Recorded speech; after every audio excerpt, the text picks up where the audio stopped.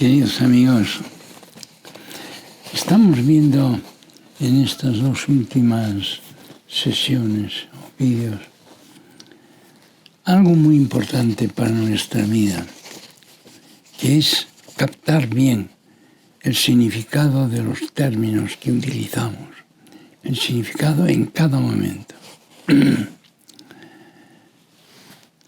Cuando un niño aprende a tocar el piano, ejercita el arte de ver las partituras como fuentes de expresividad. Ya no son meros papeles. Y aprende el arte de captar las formas musicales como fuentes de belleza. Belleza que él puede asumir y transmitir a los demás. Fíjense, entonces el niño, sin que se dé cuenta, va a descubrir otro significado del verbo sumar y del verbo integrar. Yo utilizo mucho, cuando hablo de los temas del ser humano y de cómo crece, etc., el verbo integrar. Sumar sabemos lo que es. Si yo cojo dos bolas de billar o de tenis y las pongo una al lado de otra, pues en vez de ser una sola son dos. Pero el hecho de ser dos no afecta a cada una de ellas, no se perfecciona cada una de las bolas por el hecho de estar junto a otra o junto a miles de otras. Eso es un mero sumar. Pero luego hay el verbo integrar. Uno podría decir, nos integramos tantas personas en un coro, o el coro lo integran tantas personas, que se dice también. Por ejemplo, 50, 80. ¿Qué significa ahí el verbo integrar? Fíjense, integrar significa unirse por dentro. Cuando allá en la Edad Media unos frailes benedictinos, un poco de broma en un recreo, se propusieron cantar varios al mismo tiempo una misma melodía en diferentes alturas, do, mi, sol, do. Y el resultado de aquello no fue la suma de todas las melodías, fue la integración. Integración quiere decir efectivamente que se unen diferentes sonidos, pero se unen de tal manera que se perfeccionan los unos a los otros. Y lo que dan como resultado es algo nuevo, maravilloso. En este caso era la armonía. Descubrieron la armonía. Entonces, después del gregoriano, viene la música polifónica italiana y española y de Países Bajos, que enriqueció a la música de una manera colosal, ¿no? Pero fue por integrar. Si decimos, por ejemplo, un novio y una novia que se van a casar, son dos personas distintas, etc., pero luego se casan y viven realmente unidos.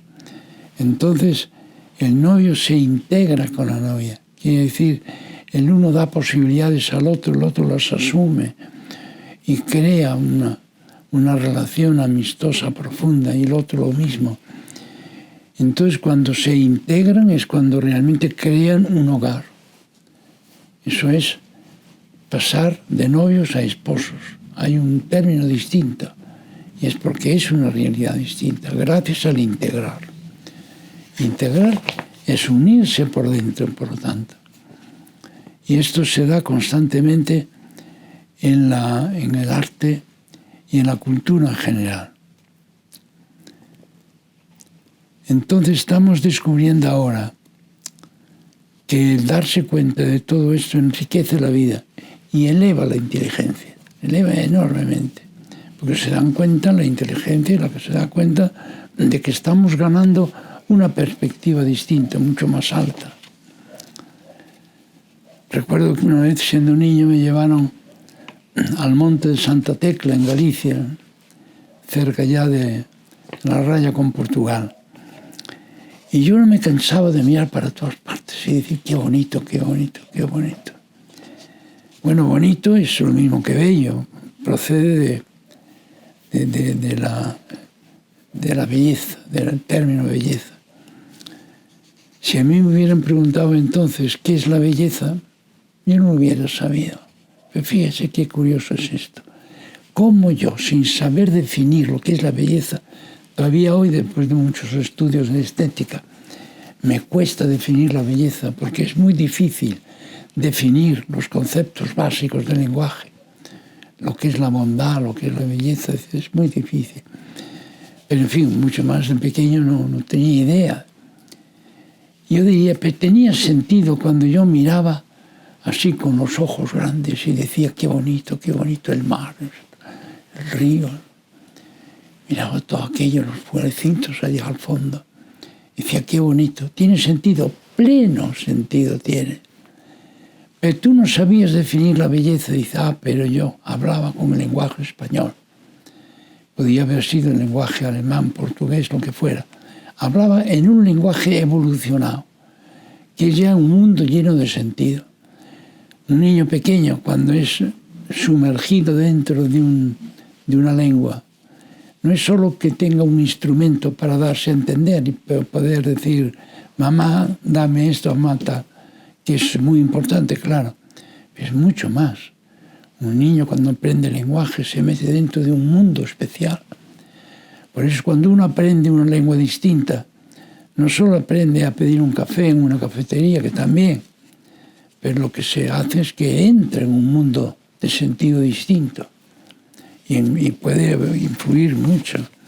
Por eso que tengan cuidado los que tengan interés en dejar a los niños metidos en una lengua poco evolucionada, porque entonces les puede hacer un daño grande. Y de hecho hay lenguas que tienen que acudir a otras para ampliar su terminología porque son más elementales. Y todo dicho, la armonía. Todo esto nos lo enseña la filosofía del arte. Estamos descubriendo, por tanto, que perder la filosofía en los estudios, por ejemplo, de bachillerato, es una pérdida muy grande, porque la filosofía está llamada a explicarnos todo esto que estoy diciendo estos días. Y esto es algo que le importa mucho a todas las personas.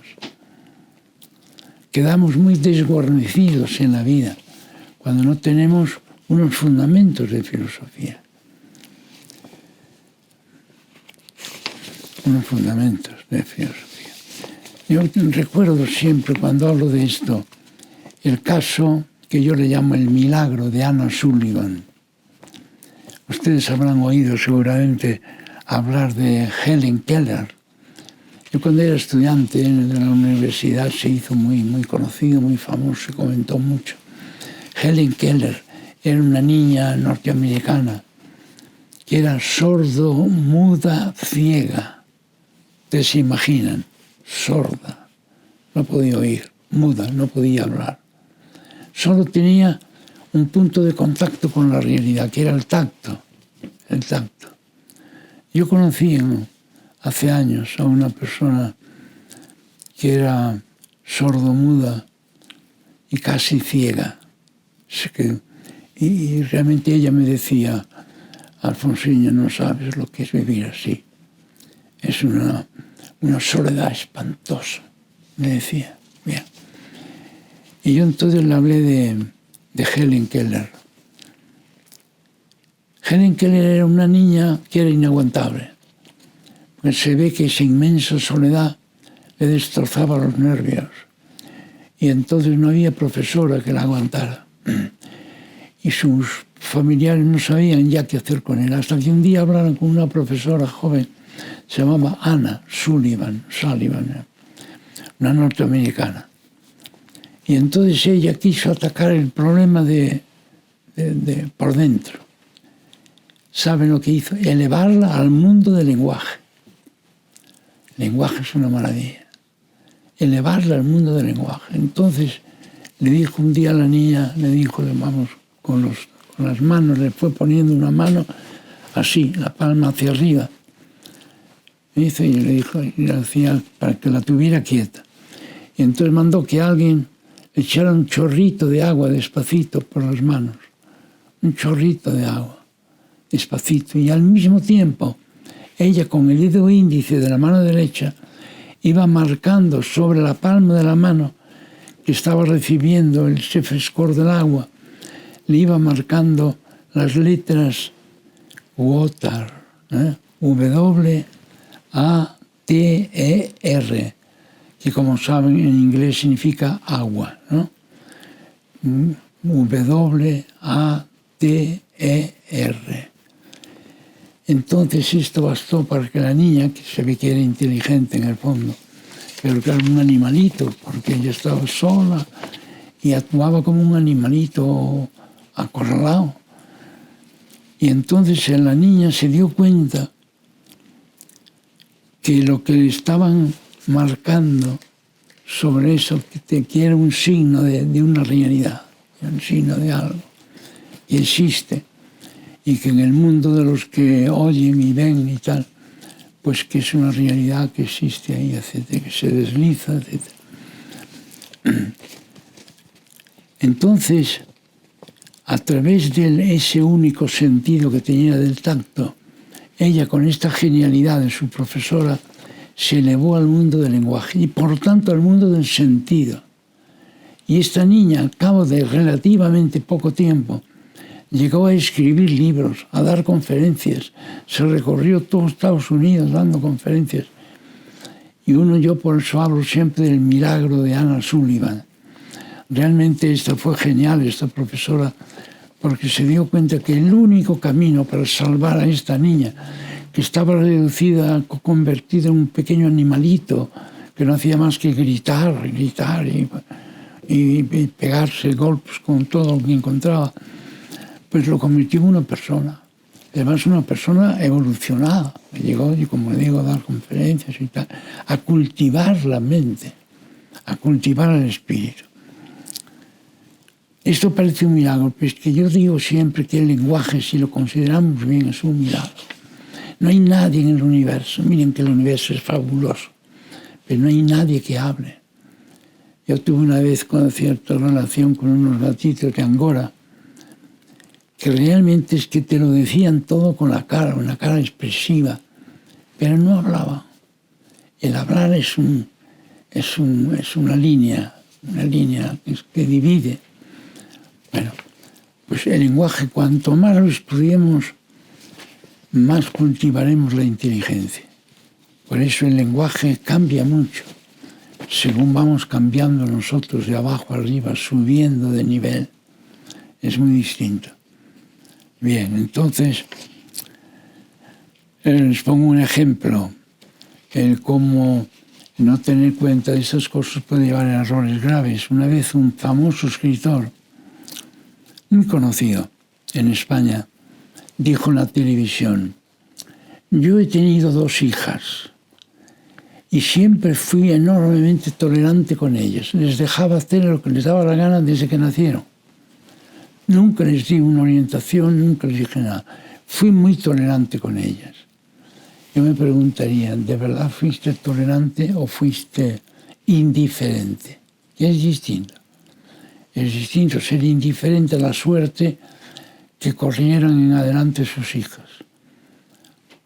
Pero cuando uno tiene responsabilidad sobre unas personas, entonces debe ser, no digo tolerante, sí, pero entendiendo la tolerancia de otra manera. Entendiendo la tolerancia como la búsqueda en común de la verdad. Si yo soy tolerante, por ejemplo, en un coloquio que estoy sosteniendo, supongamos en la televisión con unas personas, yo voy viendo lo que ellas dicen, lo que yo digo, pero puede haber una persona que diga algo que a mí me parezca que es verdad y que matiza lo que yo decía, o que incluso lo contradice. Entonces, si yo soy tolerante, debo aceptar lo que dice esa persona y decir, pues mira, yo esto lo acepto. Me corrige un poco lo que yo he dicho antes, pero poco o mucho. Pero ser tolerante es buscar en común la verdad. Eso sí que es importante. Por lo tanto, si queremos formar bien a una persona, hay que distinguir muy bien los términos. Si yo fui muy tolerante, le dejé a mis hijas hacer lo que les daba la gana. Y dice, bueno, eso es ser indiferente a la suerte de tus hijas. se ve que no te importaba un poco lo que hicieran. Porque si a ti te importa de verdad, tú procurarás hablar con ellas, y entonces ser tolerante significa respetar sus opiniones, darles razones que a veces puedan hacerles cambiar si tú crees que es necesario que ellas cambien su parecer sobre un cierto tema, pero con la tolerancia se educa muy bien, entendida sin la tolerancia, pero si no es indiferencia. Y la indiferencia, digo, responsable. Por ejemplo, sobre el desarrollo de unas niñas, la indiferencia no es recomendable, es algo negativo. Bien, termino entonces diciendo que si estudiamos bien el lenguaje en todas sus parcelas, ese lenguaje que es como un milagro del ser humano, entonces la inteligencia automáticamente se va desarrollando, porque al perfeccionar la inteligencia vamos también perfeccionando nuestra creatividad, y entonces se nos ilumina mucho. Como he dicho el día pasado, términos que parecen negativos, en cuanto metes la creatividad por medio, por ejemplo, en el caso ese de tocar el piano o cantar en un coro, qué sé yo, entonces la cosa cambia. Lo ves claramente y dices, no, nosotros estamos ahora siendo, por ejemplo, independientes, pero al mismo tiempo somos solidarios, claro. Y eso le da mucha luz, por ejemplo, a un hijo de familia que quiere ser independiente de los padres para poder hacer lo que quiera el viernes por la noche, y por lo tanto dirá, pues yo tengo que ser no solidario con ellos, porque si soy solidario tengo que ser obediente y entonces ya no puedo hacer lo que quiera, etc. Bueno, hay muchos errores aquí en este discurso para dirigir bien la vida. Entonces, el estudiar bien el lenguaje, que es realmente un milagro de riqueza y de posibilidades, esto nos lleva hacia lo alto.